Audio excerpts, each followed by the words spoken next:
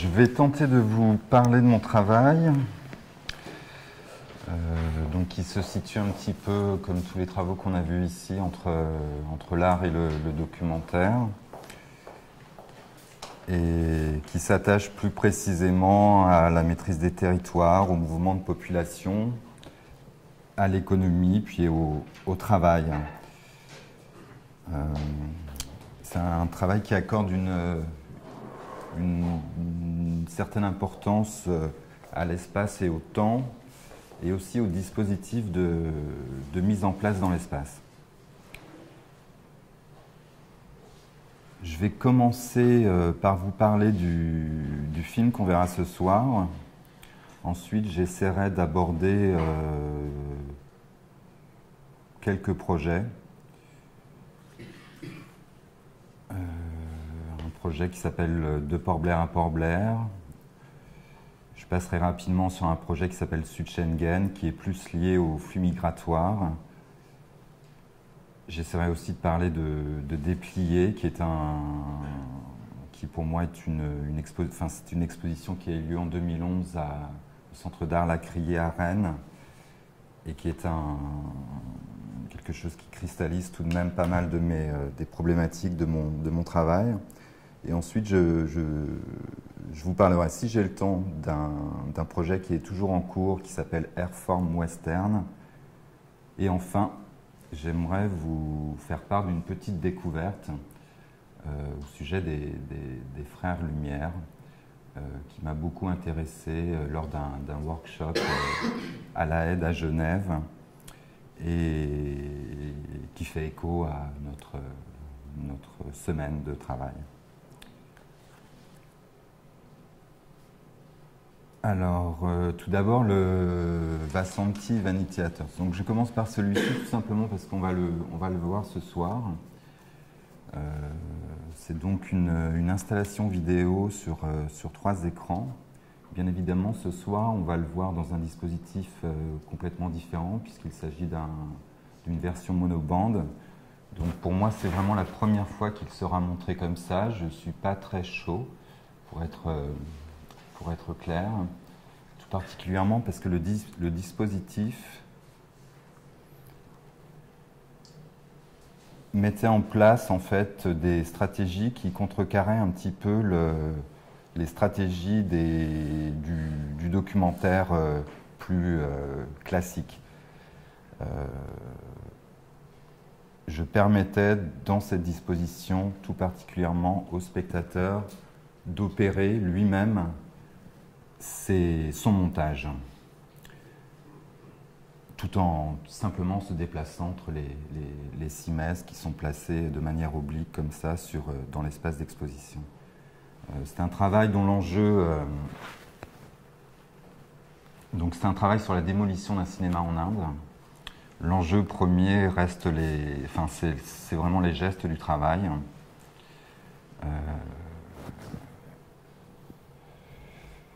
C'est une représentation qu'on pourrait appeler déconstruite d'un processus de destruction.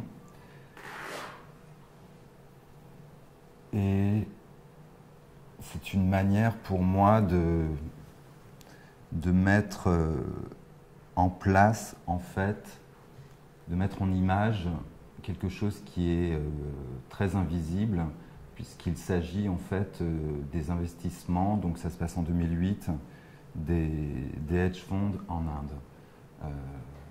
Ces flux monétaires sont complètement invisibles, mais au bout de la chaîne, il existe une réalité très concrète à ces flux.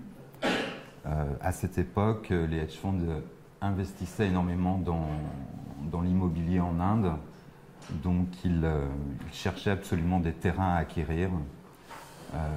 Et pour les Indiens, la meilleure façon d'obtenir énormément d'argent était de céder ces terrains à ces fonds. Voilà. Donc,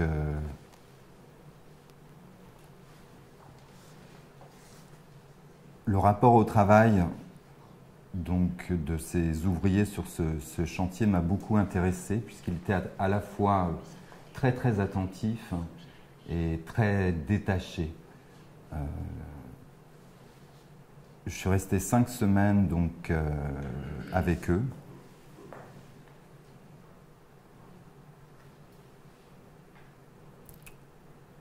Que dire d'autre sur ce premier travail ?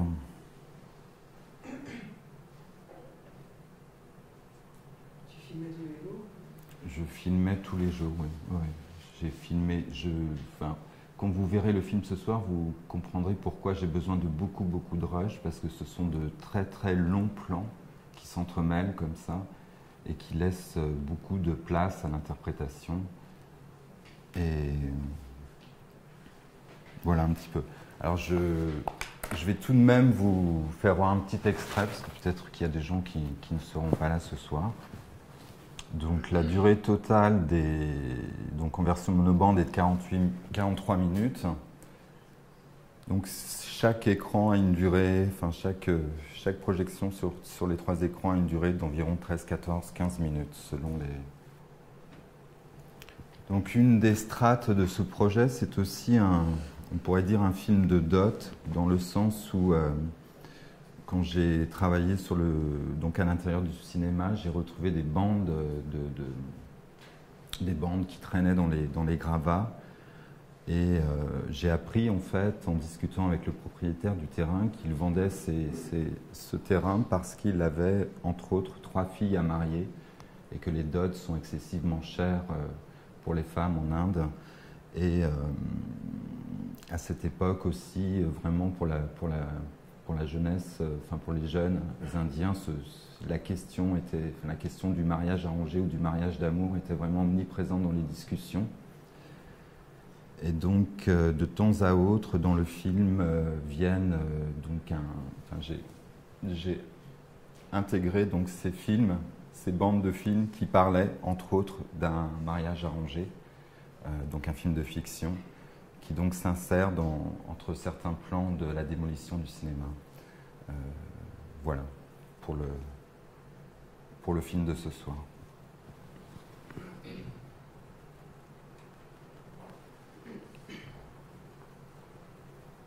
En 2002, on m'a invité, donc la DRAC Champagne-Ardenne m'a invité suite à un conflit social à Givet, dans les Ardennes, donc à la frontière belge.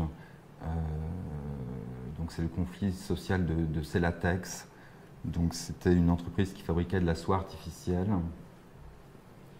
Et un an après en fait, c'est un conflit qui avait eu une grande couverture médiatique parce qu'il y avait une escalade dans la manière de manifester, dans les luttes syndicales. Jamais un groupe d'ouvriers avait menacé de verser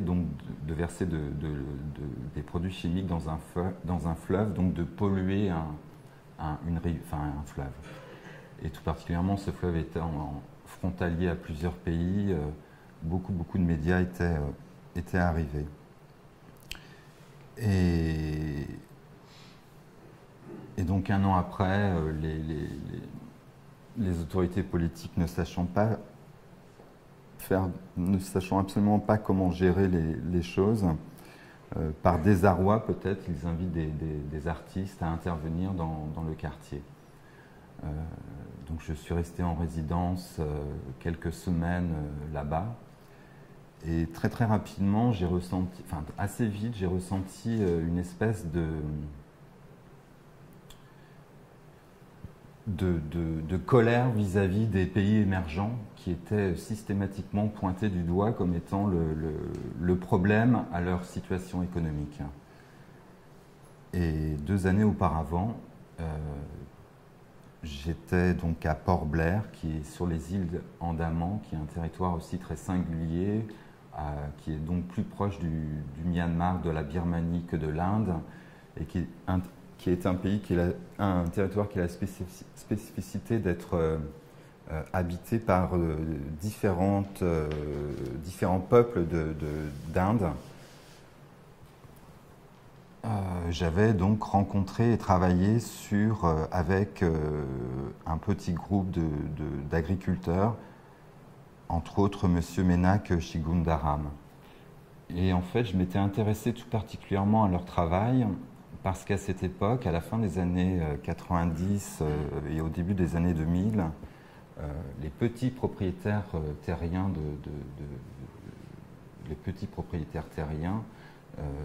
étaient un peu obligés de vendre leurs terres à des plus grands propriétaires et devenaient sécheurs de riz pour ces propriétaires terriens. Donc en fait, ils subissaient quelque chose qui était lié à la mondialisation. Et voilà, ce même constat dans deux endroits géographiques complètement différents m'a amené à tenter à mettre en place une projection dans l'ancien foyer des ouvriers de Célatex et bien évidemment à rester sur place pour parler avec le syndicat CGT, avec les anciens ouvriers de Célatex, de ces différentes situations géographiques et de ce dominateur commun en quelque sorte. Donc après ce premier aller-retour, en quelque sorte, entre l'océan Indien et j'y vais à Célatex et en fait la diffusion de ce film dans l'ancien foyer des ouvriers de Célatex, je suis retourné sur les îles Andaman pour tenter de voir comment simplement ce groupe de personnes, c'est-à-dire M. Menak Shigundaram et ses amis, avaient réussi à opérer le passage entre le fait d'être propriétaire terrien, de devoir vendre le terre, de devenir sécheur de riz.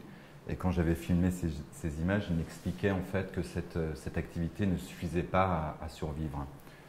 Et on avait beaucoup discuté de savoir qu'est-ce qu'il serait possible de faire d'autre.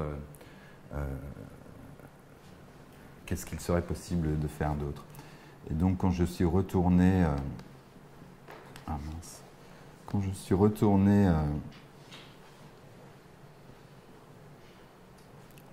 voilà. Quand je suis retourné 2 ans après, ce groupe de personnes qui avaient en fait comme une petite COP, en quelque sorte, avait décidé de faire du riz soufflé. Et donc ils rachetaient le riz, ils rachetaient une certaine quantité de riz qu'ils avaient séché et ensuite avaient installé tout un système de four pour faire un peu non pas du cornflakes, mais du cornflakes avec du riz, quoi. Je ne vous fais pas voir le film. Et ces allers-retours, en fait, ont, je pense, conditionné Le projet a été tout de même particulièrement violenté parce que c'était en 2004 et c'était la période du tsunami. Enfin, c'était le moment où le tsunami a frappé l'océan Indien et tout particulièrement ces îles Andaman.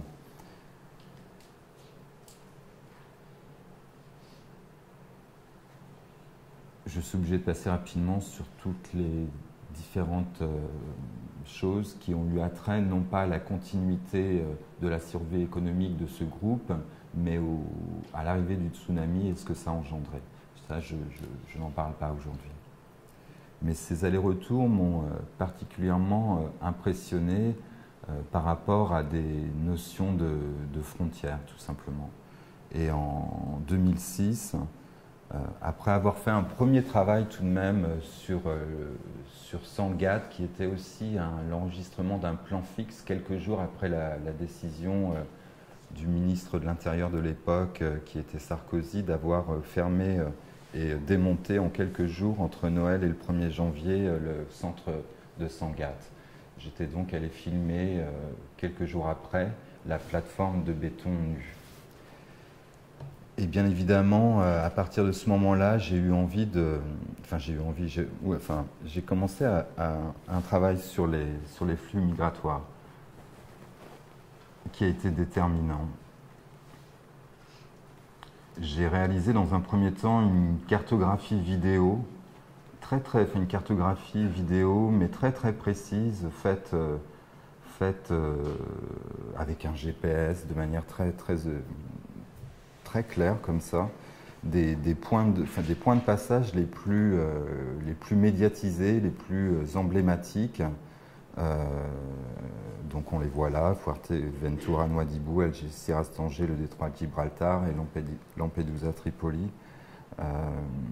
Donc à chaque fois, le matin, un plan fixe relativement court que j'ai montré de différentes manières dans plusieurs expositions, fréquemment dans des conteneurs maritimes, dans l'espace public donc, et puis dernièrement, j'ai pas de documentation là au sol, donc dans des espaces d'exposition. Et à chaque fois, le relevé cartographique, en quelque sorte, s'est fait à l'intérieur de l'espace Schengen. Je n'avais pas la position du migrant, mais la position de l'Européen. Et bien évidemment, à un moment donné, je suis passé donc de l'autre côté, et tout particulièrement à Nouadhibou. Je me suis beaucoup intéressé à ce lieu de passage, qui était donc le lieu de passage vers les îles Canaries, parce que c'est le plus cheap en fait, celui qui coûte donc le moins d'argent. Et dans un premier temps, je suis allé donc à Nouadhibou rencontrer des migrants qui tentaient donc de passer cette frontière. J'ai réalisé plusieurs vidéos, toutes selon le même protocole. Je filmais leurs mains et je laissais la parole libre. Donc ça a donné lieu aussi à une série d'expositions où à chaque fois le dispositif a évolué, changé. Quelquefois 4 moniteurs avec le son et des casques, quelquefois sans casque où les sons s'entremêlaient. Quelquefois un seul témoignage, quelquefois simplement le son. Et j'ai aussi réalisé dans ce cadre-là un poster, une sérigraphie qui était à disposition, qui était très très peu lisible, et qui justement jouait sur cette visibilité, cette non-visibilité, qui était la retranscription intégrale des témoignages. Donc pas de questions, pas d'interview, juste une proposition. La parole étant particulièrement un médium une façon de s'exprimer totalement naturelle pour les gens, les personnes du Sub-Sahara, les subsahariens tout particulièrement. Ça a vraiment été quelque chose de très important pour eux qu'on puisse leur laisser la parole d'une manière comme ça totalement libre. Donc les témoignages sont un peu raides. Ils parlent en français tous? Ils parlent en français, la plupart, oui. Ceux-là parlent en français. Voilà, juste un aparté en fait sur un projet j'ai beaucoup travaillé suite à ces projets avec les migrants sur une région géographique qui me fascine, qui est le détroit de Gibraltar. Je ne vais pas retracer tous les travaux qui ont été mis en place, mais celui-ci, en fait, est un travail lié à la botanique, puisqu'il s'agit, à un moment donné, de comparer Je me suis aperçu, en fait, que les botanistes avaient travaillé sur les herbes en présence, non pas de part et d'autre de leur territoire, mais toujours sur leur territoire. Et en fait, j'ai croisé les différentes listes des plantes qui étaient en présence de chaque côté du détroit de Gibraltar pour ne conserver que celles qui étaient en présence de part et d'autre.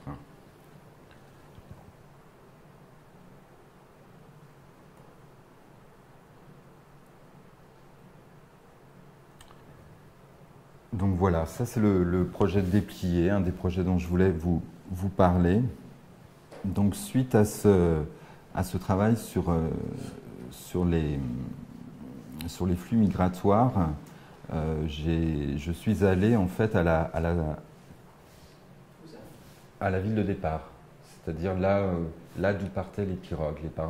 La plupart des pirogues en fait partaient de Dakar et d'ailleurs, mais souvent de Dakar, puis allaient à Nouadhibou et de Nouadhibou repartaient pour les îles Canaries.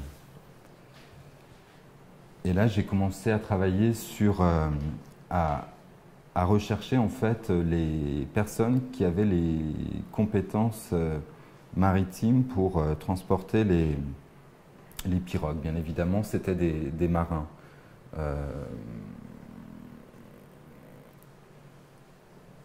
La crise de 2008 était en place, le gasoil était de plus en plus cher, les passages étaient de plus en plus rares et je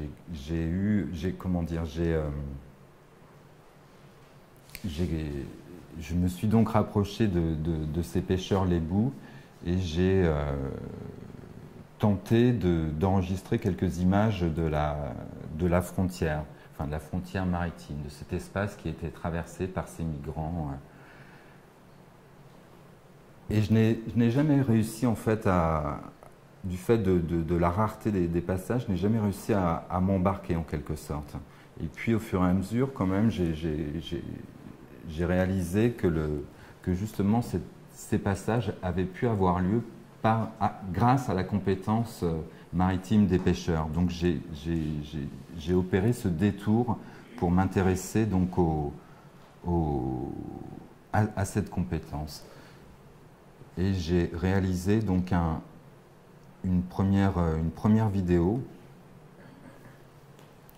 qui s'appelle Pirogue et qui est donc l'enregistrement une nuit parce que la pêche traditionnelle s'opère essentiellement la nuit et qu'elle est menacée elle aussi par la pêche industrielle et tous les quotas qui sont accordés aux chalutiers étrangers et qui mettent en difficulté en fait l'économie de tout le pays parce que de tout le littoral parce que ces pêcheurs traditionnels amènent tout de même 80% des protéines liées à l'alimentation des Sénégalais et des habitants du littoral du Sénégal. Donc il y avait plein de choses qui se cristallisaient dans ce film.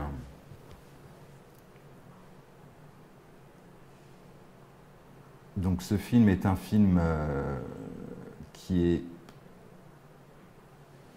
est donc montré sur une simèse qui est assez importante, elle fait 5 mètres de large.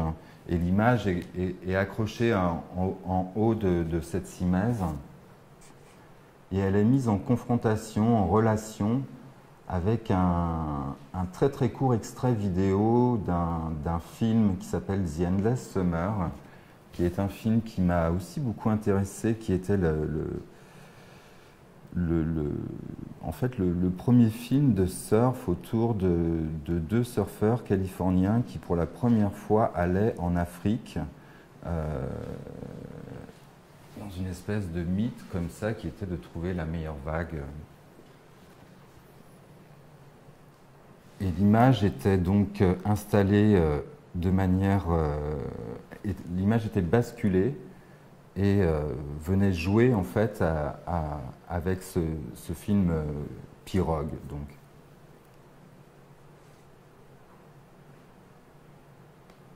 Pour des raisons techniques, c'est-à-dire le film Pirogue étant tourné la nuit, il était très très difficile de restituer en fait l'image et tout particulièrement parce que les seuls éclairages qui existaient, la seule lumière en fait que j'avais la possibilité d'enregistrer, c'était celle des marins eux-mêmes qui tenaient fréquemment des lampes de torche, soit dans leurs mains, soit dans leur bouche, pour éclairer les outils, les gestes dont ils avaient besoin. Donc je vais tout de même vous passer un tout petit extrait de ce film, tout en sachant que l'écran d'un ordinateur restitue beaucoup mieux l'image, par exemple, qu'un projecteur, parce que les projecteurs ne savent pas projeter du noir, et que donc, dans l'espace d'exposition, pour pallier à ce problème, cette peinture noire est installée sur cette cimase. Voilà, donc ce travail, ce documentaire, en quelque sorte, sur la pêche la nuit, m'a permis de faire, de mettre en place involontairement un lien particulièrement fort avec l'ethnie Lébou qui habite à Dakar. L'ethnie Lébou, c'est une énigme ethnologique dans le sens où ils vivent toujours en dehors de l'administration du pays. Par exemple, la police n'intervient jamais dans ce quartier parce qu'il y a un conseil de vieux qui gère toujours tout ce qui se passe. Et pourtant, ils sont au milieu de Dakar, c'est-à-dire au milieu d'une grande mégapole, parce que comme toutes les capitales africaines, c'est vraiment très, très, très grand. Et donc, depuis le jour de la réalisation de ce film, depuis donc de janvier 2011, je suis retourné très très fréquemment avec les Lébous dans ce quartier de Dakar pour tenter justement d'essayer de comprendre qu'est-ce qu'un artiste dans ce type de conditions pouvait partager en termes de fabrication d'œuvres avec eux. Bien évidemment, quand j'ai fait voir le film Pirogue à Dakar, tous les pêcheurs ont été particulièrement déçus de ne pas se voir à l'écran. Et plusieurs choses se sont mises en place de manière complètement un peu folle, quoi. Ils ont décidé d'eux-mêmes d'enregistrer avec leur téléphone portable. Il vient la pêche, dans une certaine... Quelques mois par an, la pêche a lieu pendant la journée. Moi, je n'ai jamais été présent ces jours-là.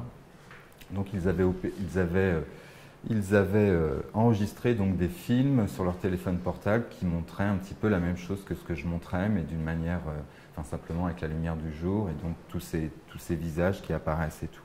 Donc j'ai collecté tout un tas de films donc qui avaient été faits par eux autour de leur travail. Et puis je me suis intéressé ensuite, j'ai fait fabriquer je reviendrai. J'ai fait fabriquer des petits bancs avec des phrases très très fortes qu'ils me disaient fréquemment, donc des bancs traditionnels que je réinsérais dans le quartier, qu'ils utilisent, dont l'empreinte du temps transforme un peu au fur et à mesure des semaines l'aspect des bancs.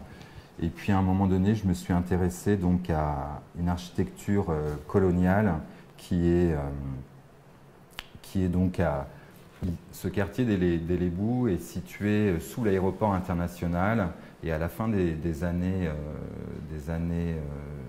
50, autour de 55-60, l'administration française a décidé à chercher une solution pour construire des logements peu chers pour loger les fonctionnaires de l'aéroport, donc les douaniers, les météorologues et les gendarmes. Et il y avait une espèce de mythe dans ce quartier qui disait que ces maisons en fait avaient été ces maisons ballons comme ils les appellent. Donc c'est des structures qui sont mises en place avec en fait, on gonfle une structure sur laquelle on vient projeter du béton, et tout le monde disait chez les Lébous, donc à Yoff, que l'architecte s'était en fait inspiré des cases du Fatou que l'on voit juste au-dessus. Donc voilà, j'ai commencé cette recherche. J'ai découvert, en fait,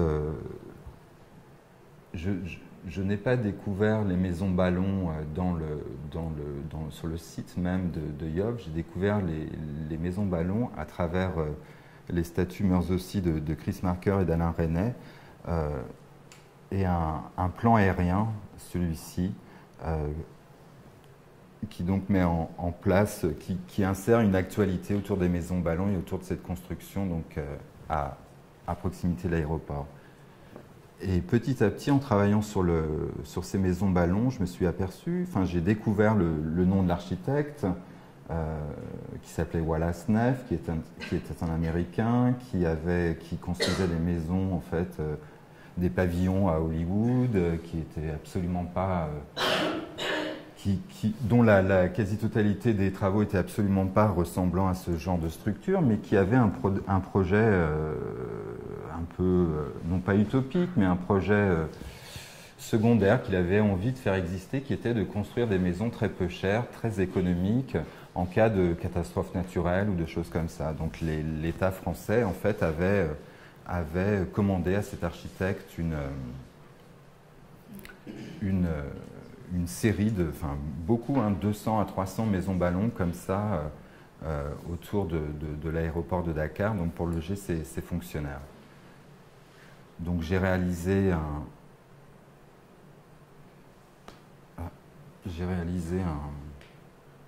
un film qui est en mixage en ce moment et qui retrace donc la vie au quotidien dans les quelques ballons qui ont été conservés dans la configuration initiale, sans construction supplémentaire. Voilà le style que l'on voit ici. Et la seule construction attenante qui est venue transformer un petit peu la configuration initiale est la construction d'une mosquée. Voilà, donc je travaille actuellement dans des allers-retours constants à Yoff, dans ce territoire très très précis qui cristallise pour moi plein de choses, l'économie de survie, les flux migratoires, et puis maintenant donc ce positionnement par rapport à des questionnements plus postcoloniaux. Voilà, un petit peu ce que je peux vous dire rapidement.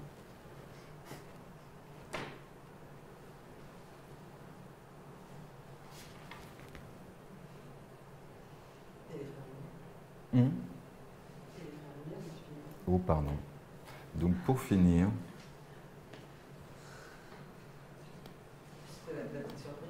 voilà.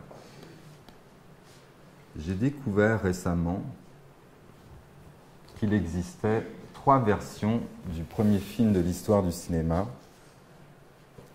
donc de la sortie des usines du Frère Lumière. Donc je peux vous expliquer les différences avant ou après. Je vais vous laisser regarder les 3 versions. Donc on n'en connaît qu'une seule, celle où le cycle est complet. Et ce que j'ai trouvé intéressant, en fait, c'était d'une part différentes choses, entre autres que la contrainte technique de l'époque faisait que les bobines duraient 45 secondes et que donc il a été compliqué pour les Frères Lumière d'obtenir ce cycle complet, justement, de la sortie des ouvriers et des ouvrières de cette usine. Donc petit à petit, en fait, ils ont pressé les ouvriers pour qu'ils sortent le plus rapidement possible pour pouvoir opérer leur prise de vue dans ces 45 secondes. Il y a des différences importantes entre les 3 séquences. Et la 3e séquence, qui est celle qu'on connaît, elle a été réalisée un dimanche. Donc les ouvriers sont particulièrement, entre guillemets, endimanchés. Et voilà, elle opère une fiction dans ce qu'on connaît tous comme étant le premier documentaire de l'histoire du cinéma. Voilà, c'était un petit clin d'œil. Il y a des similitudes.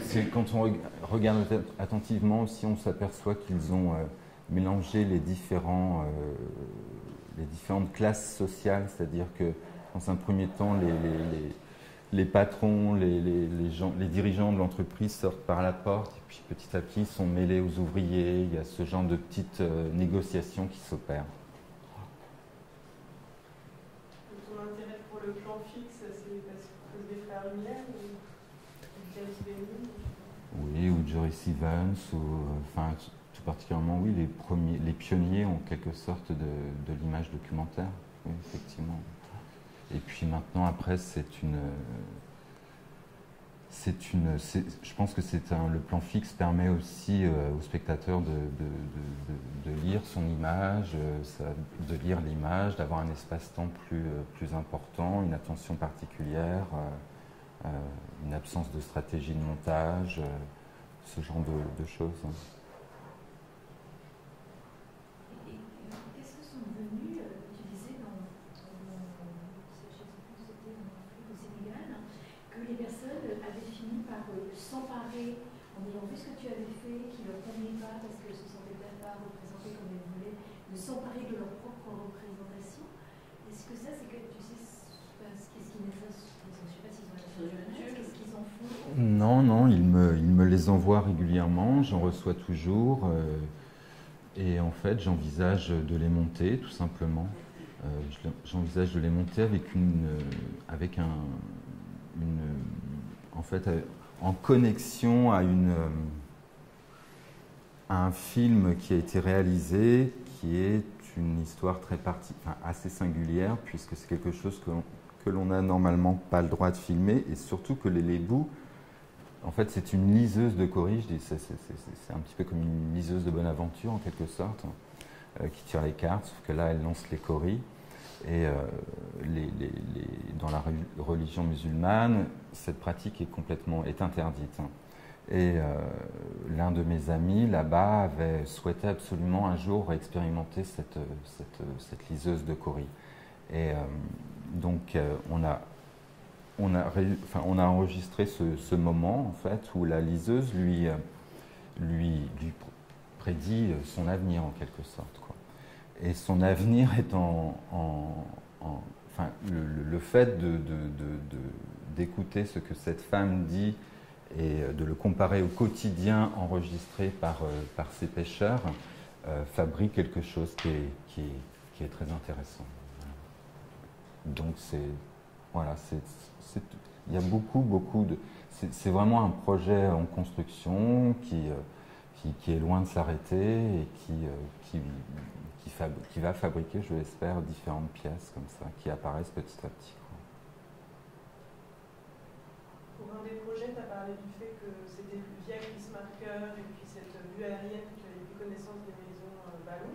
Et pour les autres projets, en fait, je me demandais comment tu prends connaissance de cette situation vraiment très particulière qui obéit à ces deux personnes, le projet en Inde sur les îles Andaman, etc. Comment tu arrives là?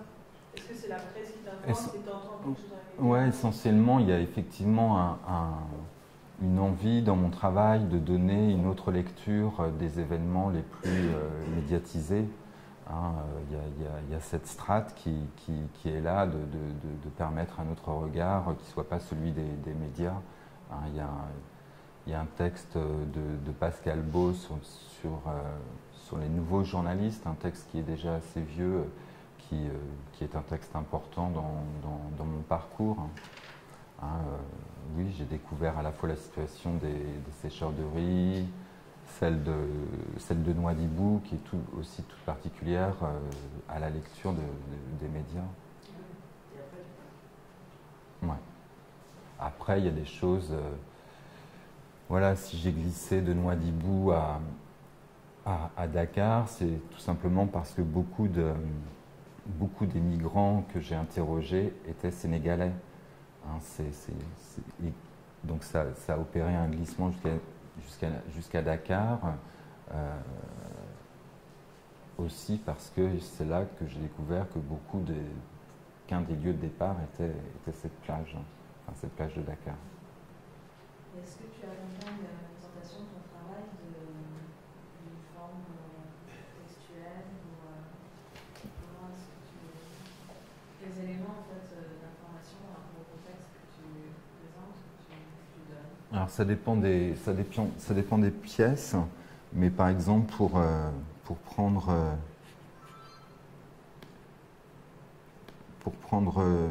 Airform, qui est donc ce travail, toutes les pièces qui sont, enfin tous les documents qui sont là, c'est un travail qui est quasi fini, mais qui n'a jamais été montré encore.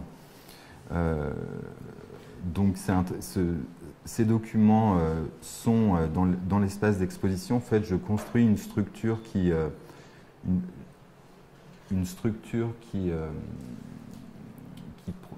s'inspire du cloisonnement de ces maisons ballons, sur laquelle je viens à la fois projeter l'image et installer donc ces différents documents qui sont enfin tous ces documents sont présents dans l'espace, sur la structure qui s'inspire du cloisonnement des maisons ballons.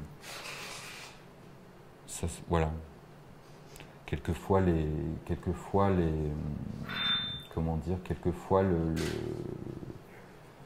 le schéma est différent pour l'exposition dépliée. Donc là, je vous ai parlé qu'une partie de l'exposition. Il y avait une troisième pièce qui venait aussi donner du sens aux deux autres.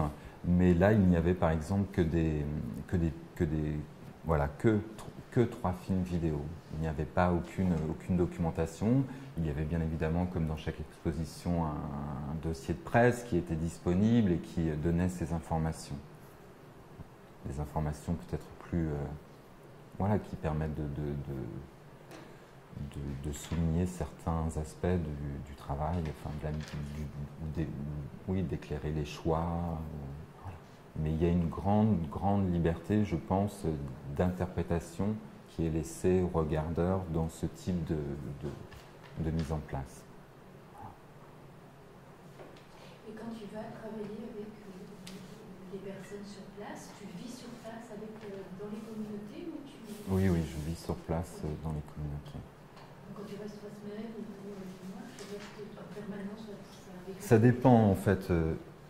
Ce qui se passe avec les lébous, c'est vraiment je n'étais jamais arrivé en fait à c'est pas quelque chose que je mets pas en place des stratégies pour arriver là où je veux arriver. Hein. C'est un échange j'ai une famille là-bas en quelque sorte, quoi. C'est-à-dire que les lébous ont vraiment été particulièrement. Ils sont intéressés, ils se questionnent énormément sur ce que je fais avec eux, mais ils me voient opérer, ils me voient travailler, donc au fil du temps, et assez vite, c'est pour ça que tout à l'heure je parlais que dès cette première nuit en mer, parce que c'est très dur pour un blanc d'aller en mer avec eux la nuit, c'est quelque chose, ça porte malheur, il y a tout un tas de tabous autour de tout ça. Mais à partir du moment où ils ont opéré ce choix, ma place a été complètement... mon positionnement a été tout tranquille. Maintenant, je travaille... moi, je ne pensais jamais que j'aurais, par rapport à des conditions d'altérité qui sont quand même assez fortes, une telle intégration dans un groupe si différent, quoi. Parce que c'est vrai que je me posais la question de qu'est-ce qui met en scène, qu'est-ce qui te permet de voir ou de ne pas voir. Dans ce cas-là, visiblement, tu circules librement. Oui, puis je reste très longtemps. Quelquefois, ce sont des séjours de 3 mois. Tu vois, dans ces temps, il y a beaucoup de jours, bien évidemment, où il ne se passe rien. Mais il y a un échange tout singulier, tout particulier avec eux. Par exemple, ce qui n'est pas le cas dans le film de Vassanti, j'y suis resté 5 semaines. Donc là, c'était pas tout à fait je connaissais pas ces ouvriers, bien évidemment. Quand je suis arrivé, j'ai commencé à chercher des chantiers de démolition. J'avais vu des chantiers de démolition lors d'un précédent voyage et ça m'avait beaucoup marqué. Mais je n'imaginais pas, en arrivant, trouver un chantier de démolition qui soit un cinéma. Ça prenait un sens tout particulier, mais je n'avais pas imaginé ça. Et c'est en cherchant dans les premiers jours de mon arrivée, enfin, je suis tombé dessus en quelque sorte très très rapidement, grâce à des amis qui m'ont aiguillé vers différents chantiers de démolition. Ça, c'est des choses que je n'avais pas imaginées, tu vois. Mais par contre, là, je ne dormais pas sur le chantier, je dormais dans un petit hôtel à proximité, mais j'étais inscrit dans le même rythme de travail qu'eux. Donc à partir d'un moment, du fait aussi que le rapport à l'image des Indiens est radicalement différent de celui tout particulièrement des Occidentaux ou de celui des musulmans, hein, ils n'ont absolument aucune crainte de leur propre représentation, mais surtout à partir du moment où ils m'ont vu arriver chaque matin avec mon matériel, j'étais seul, j'étais fatigué, moi aussi j'étais fatigué parce que je bossais. À un moment donné, il s'est opéré quelque chose qui a été assez magique et qui donne en fait peut-être l'intensité du film, qui est que je faisais vraiment partie de l'équipe de travail et que le film devenait important pour tout le monde. Voilà. Il fallait que je réalise bien mon travail. Tout le monde était soucieux de ça sur le chantier, quoi. Ça, c'est la seule fois où ça s'est opéré comme ça. Et le film, il a été montré ensuite aux ouvriers avec qui tu as travaillé? Oui, il a été montré. Mais alors c'est très compliqué. Enfin, il a été montré en fait, il a été maladroitement montré parce qu'il a été montré à peut-être 1 ou 2 ouvriers et le patron en quelque sorte. Parce qu'en fait, c'est des équipes qui sont des travailleurs qui sont éparpillés sur le territoire, qui viennent pour des missions, qui repartent. Voilà.